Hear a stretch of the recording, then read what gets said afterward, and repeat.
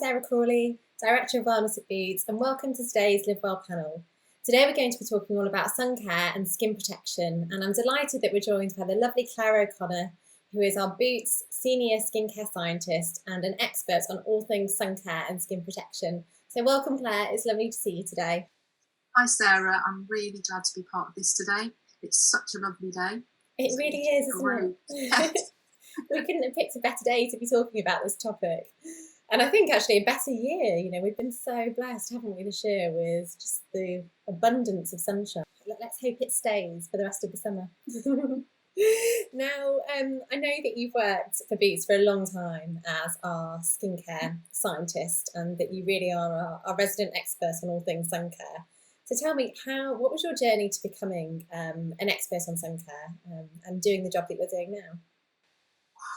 Well, I've actually been at Boots now for 27 years, which I can hardly believe, because I joined from university and thought, oh, this will be a really interesting job and I'll probably stay for around 5 years. But actually, I was really passionate about UV protection and sun care and skin from when I first started. So I started as a junior scientist on the bench, making formulations. And then eventually I was running the team because I had such a passion for sun care and what that could mean and what we could do and what ifs and the innovation that we could do in this space. So before I know it, 27 years later, I'm now working in skin research. So I still have a passion for UV, so still an expert in UV and looking at that. But yeah, it's been, well, it's gone in a flash, I can't believe that, and many different roles, but certainly with a passion for science and a passion for UV, has led me to where I am today. Oh, that's lovely. And I think when you have a passion for something, it almost doesn't feel like work, does it, when you can do something that you enjoy and that you're genuinely interested in? And so for those of us who might not be clued up on what skin science is, can you just tell me a little bit more about what it entails? Of course, as it's my passion. So skin science is really about understanding our skin. So what it's made up of, how it differs, how it ages, the health difficulties that you might get with your skin. So it's understanding the function, the form, how we can make it stay functional and healthy for much longer, because we only get one skin, you know. But if you forget that, we have one skin, it's the largest organ in the body, and it tends to be an area that's a little bit neglected sometimes in research, because everybody wants to fix the hearts and the livers and the kidneys, and then like skin sort of comes near the bottom of the heap. But actually it's fascinating, and it's just a brilliant structure. What are the links between the sun and skin? So obviously we all know that we should wear sun cream. We all know about SPF, but it can be a little bit confusing, can't it, to work out exactly what the protection is and what you need to do? Of course it can. And I think that's one of the things I find fascinating, is that the sun, it's like a yin and yang, really. You know, with sun, you need the sun. We love the sun. We love to be in the sun, and it's healthy. But our skin, whilst it needs the sun to a certain amount, it's incredibly sensitive to damage from UV, and it's the biggest environmental factor on damaging your skin. So you can always tell a difference between sun exposed and non-sun exposed skin. So you know, we think about on our bodies where we're seeing a lot of sun exposure on our faces. We're seeing wrinkles and dark spots, pigmentation, sagging, all of those depressive things, and then other areas to stay smooth and unblemished and unwrinkled, firm. So yeah, so we have a tricky relationship with the sun, but we need to be out in it. It's healthy to be out in it, and we need to be able to protect ourselves to the best of our ability. And that's kind of been my lifelong work, really, is how do we make that simple? How do we make it beneficial for consumers? How do we feel about using products and being out there? And what kind of things have Boots done to help make it easy for customers to stay protected and to really understand it?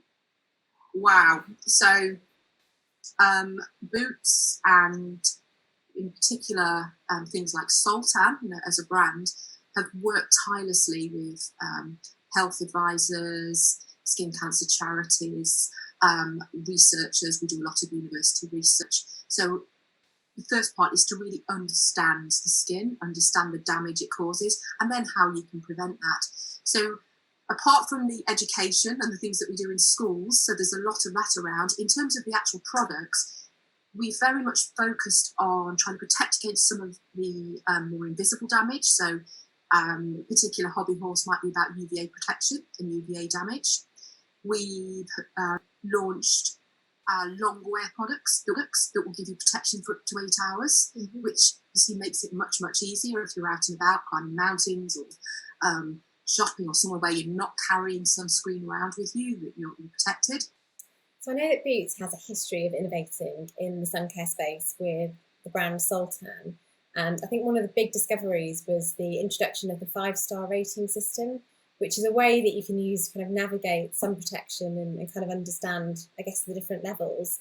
Tell me a little bit more about how all of that works. So there are 2 types of UV radiation that actually reach the Earth. So we've got UVB and UVA. So UVB rays tend to just penetrate the top layers of the skin, so the epidermis, so the very top bit that actually peels off, and is mostly responsible for sunburn, whereas UVA rays actually go deeper into the skin, right down into the dermis, so the deeper layers of the skin, and they can cause longer term damage, aging, skin cancer. They're the things that are mostly responsible for premature aging, sagging, hyperpigmentation, all of those unsavoury parts of sun exposure. So what the star rating was all about was the fact that, okay, SPF is a measure of how a product protects you against sunburn, but what about all of the other damage? And we needed a way to be able to demonstrate how effective the product was against UVA as well as UVB. So the star rating is effectively showing that there's a balance of protection between the sort of burning and the aging long-term damaging effects that you get from the sun. So there are many measurement systems out there for measuring UVA. The one that we use is the one we developed, which is the star rating system. And a 5-star rated product would have approximately equal UVB protection to UVA protection. So you know you're not compromising on any protection within that. Got it. And you mentioned earlier about how obviously it's good for us to get sun exposure. And in the UK, we hear a lot about vitamin D, and as needing, the government recommend that we supplement vitamin D levels in the UK because we're not getting as much of that sun exposure. So what's your advice as to how you balance kind of getting sun exposure, staying protected, to enable kind of, I guess, natural production of vitamin D? Yeah, that's a really good question because it's often at odds. There's almost a myth that if you wear sunscreen, then your skin's not going to synthesize any vitamin D when you're out in the sun. So in order to try and understand that a little bit more, we actually did some research a few years ago where we sent some people to Tenerife. It was run by King's College and the European Union, but we sponsored that research. And we sent people away on holiday, gave them very much instructions about using sunscreen, and we worked out how much sunscreen they used because we measured the amount they used every day. And we took blood samples to measure their vitamin D before they went and when they'd finished their holiday. And we showed that actually, even when you're using sunscreen, you're still making sufficient vitamin D. So carrying on from that further, we got an amazing publication for that, and it's been a seminal paper in terms of scientific research. It's been cited everywhere, which is always a marker of a good publication. So it's a brilliant piece of work because it really then enables people to think, well, yes, I can wear sunscreen and go outside. I mean, in terms of the amount of vitamin D that your skin makes, you actually make it quite quickly, usually. So it's not about going out without sunscreen for hours and hours and hours. So my advice would always be, wear sunscreen. You're not just going to be out for 10 minutes. You're probably going to be out for a little bit longer than that. Yeah. So wear your sunscreen. to be safe from the dangers of UV on the skin. And if you've got any doubts at all, take a vitamin D supplement. I take one every day. To the child, I think that's always a thing, just to be certain, but certainly don't skimp on the skincare. Yeah, to stay protected. And actually, when you were saying that, it reminded me of that Baz Luhrmann track from I think it was early 2000s, which obviously was I think it was a really big hit, wasn't it? It hit number one, but it was a really good lesson around, and I think a good awareness driver on the importance of being protected. And you only get get one shot to kind of protect your skin over your lifetime. And I certainly wish when I was younger that I'd been more diligent with, sun cream and kind of applying it frequently and kind of wearing it more regularly. So I've definitely got some dark spots that I do my best to cover up. Yes, I was exactly the same before I learned about sun science. As a young teenager, it was all about getting a tan. Yes. But I'm happy to say that I've measured it over the years, and it's now way above below average in terms of the amount of damage. So I've managed to pull some of that back by very careful sun protection over the last few years. That's interesting. So you can reverse, or not reverse, but you can kind of improve the impacts over time. It's never too late for an intervention. I think that's again another myth. Everybody will say, oh, well, I spoilt my skin when I was younger, there's no point now. Yeah. Well, actually, you can always slow down the signs of damage and make it much more applicable for where you are in your life stage and your age. So it's never too late to be using sunscreen. That's good to know. So if anyone hasn't worn any yet this summer, it's not too late to go and get some, especially with hopefully more of this glorious weather ahead. And I guess on that, we're obviously going through kind of quite crazy and strange times at the moment, and for most people, the summer won't be the summer that it normally is in terms of, going away and abroad. But I guess in terms of what that means for sun protection and still staying safe when you're at home in the UK, I know that there are some quite staggering stats, aren't there, around the percentage of sunburn that actually happens whilst people are just kind of playing outside in the garden or at home in the UK. Yes, that's so true. About 60% of all sunburn actually happens in the UK and usually around the home, which is quite surprising because you think it's going to happen abroad, or you think it's going to happen on the beach, but actually it's the more supposedly innocent pastimes where you might just go out in the garden for a spot of gardening for 10 minutes, or you're having a pint in the beer garden after work and quickly, things that you think, oh, it's fine, I'm not going to be out for very long, the sun's not very strong in the UK, another myth. So we do find that it tends to be those everyday activities that cause most of the sunburn. So what would your advice be then, given that's the case? Would it be that, should you be applying SPF every day? So there's lots more products now that tend to have SPF in them that are skincare based. What's your guidance? Why wouldn't we? I mean, the cosmetics industry has come such a long way, and there used to be a feeling that having SPF in products was almost compromising on their feel and their performance. That's not really the case. It's in there, and we don't know it's in there. Yeah. So why wouldn't we wear it every day? I mean, I think it all year round. Make sure you've got SPF wearing foundation with SPF, but a day cream with SPF 15 minimum, a 5-star UVA rating, ideally, from my perspective. But just really getting into that habit, I think it's essential that we do that. And in fact, if we think about this year particularly, there's probably been a tendency for people to be thinking they're not getting much sun exposure because we've been through a lockdown for a large amount of the spring. But if you're in your own home and you're working, you're probably working really close to a window, because most of us like to have a bit of light. And although you're not going to burn unless the window's open and the sun's casting in on you, UVA radiation actually gets through window glass, which not many people know. So you're still getting aging and damaging while sitting in the window. So absolutely wear your SPF with UVA protection whilst you're sitting in the house. And also, you have to think what we do when we're at home, we're on meetings. Oh, you've got a 5-minute gap. Quick, I'm going to run and get a drink. Oh, I've got 5 minutes to walk around outside. I just need a bit of breath of fresh air. And we're going out in the sun. And actually, I think if you add up that cumulative amount of exposure, we've probably got a lot more this spring than we would have if we'd been in the office. As you've said that, I realise that I'm sat in front of a window here, and I probably need to change my desk setup at home to make sure I'm a bit more protected. But it is nice, isn't it, to have that sunlight coming through? And I am wearing SPF 50 right now, so hopefully I'm well enough protected. Definitely. You mentioned before, and I definitely experienced it when I was younger, that there was a real desire, and perhaps there still is, to for people to really get a tan.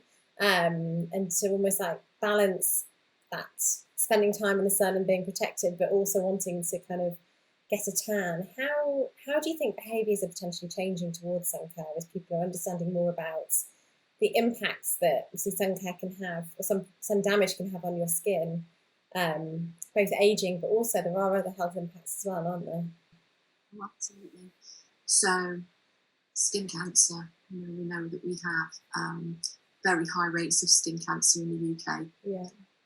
Unfortunately, probably from, and that's probably a leftover from the package holidays of the 70s and 80s, where everybody was rushing abroad and not really protecting their skin. Or very much so, when I first started work, the highest factor was sort of SPF 15, and we were working hard to get a 25.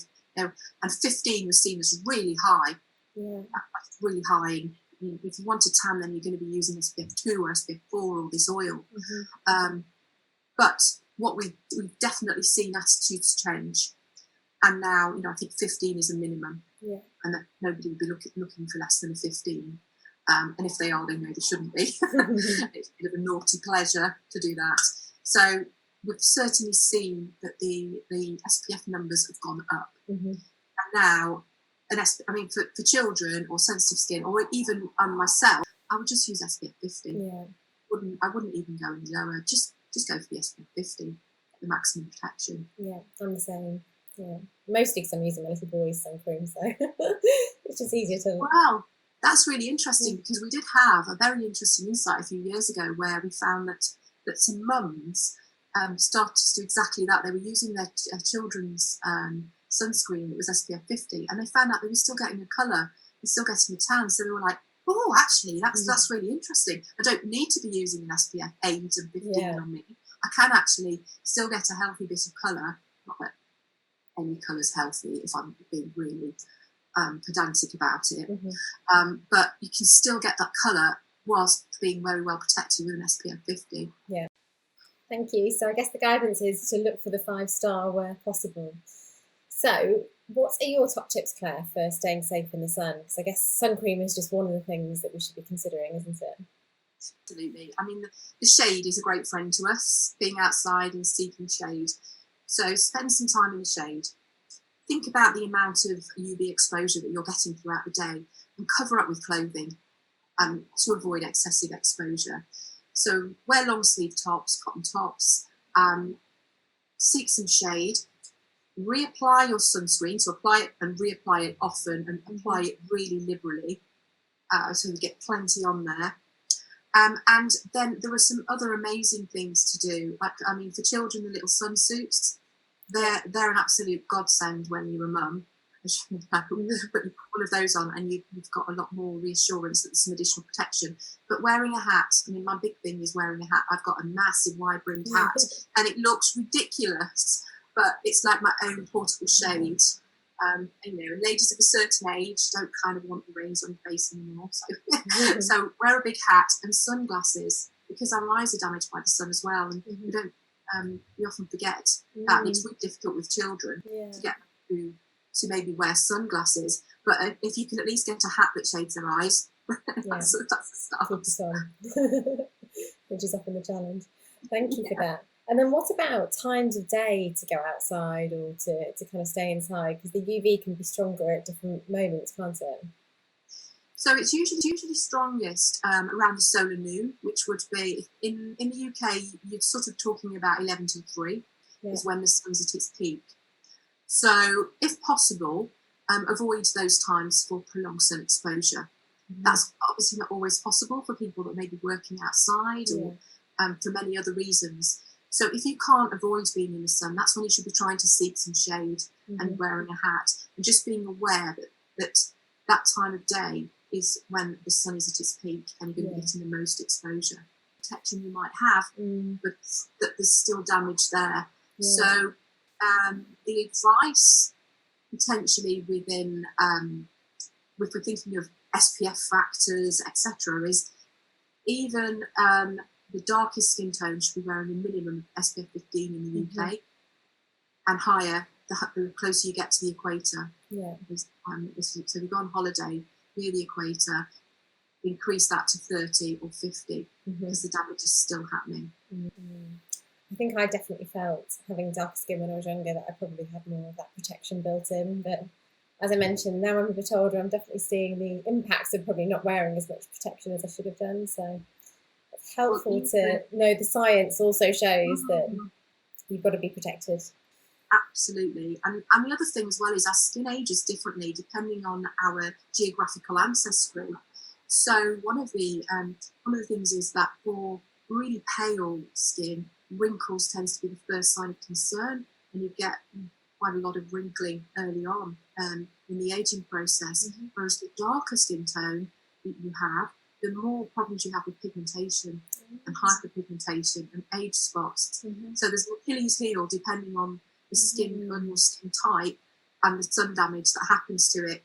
So you either get lots of wrinkles and freckles or uneven pigmentation but no wrinkles and really smooth skin. So and I guess another one would be if the sun's not shining, do you still need to wear sunscreen? So UVA radiation gets through the clouds, gets through window glass, gets everywhere. It's insidious, it just creeps everywhere. So we're always surrounded by UVA.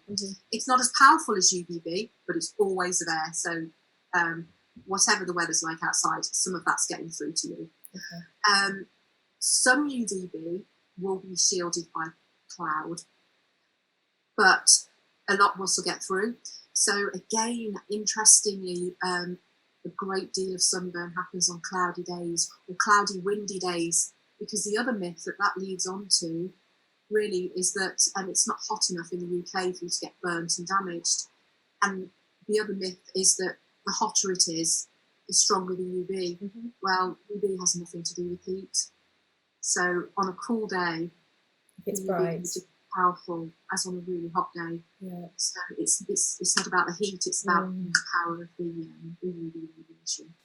So it kind of goes back to what you were saying earlier around, if you've got SPF in your products that you're using every day, that's almost the easier way to stay protected, regardless of what the weather is, instead of thinking, today I'm going to put that extra bit of SPF on. Or for our children, if we look at the long wear products, so we've got things that are offering up to 8 hours of protection. That's brilliant.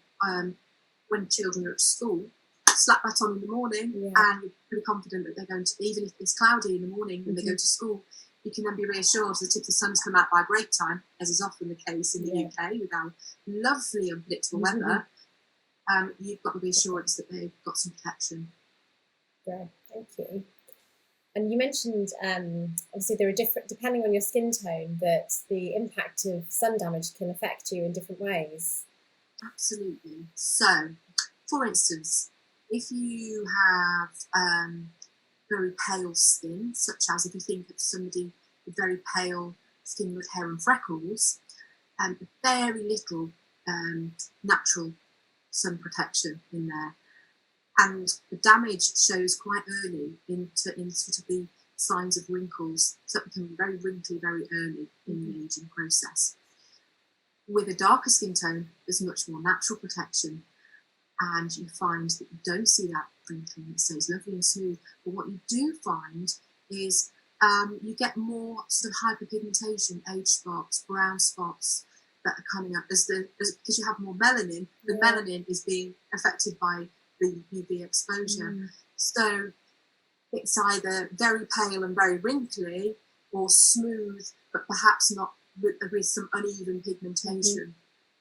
So there's the two sides of the coin there. So whatever skin tone, you need to wear sun protection. Yeah, that's fascinating. I never realised that it could impact in different ways. So thank you.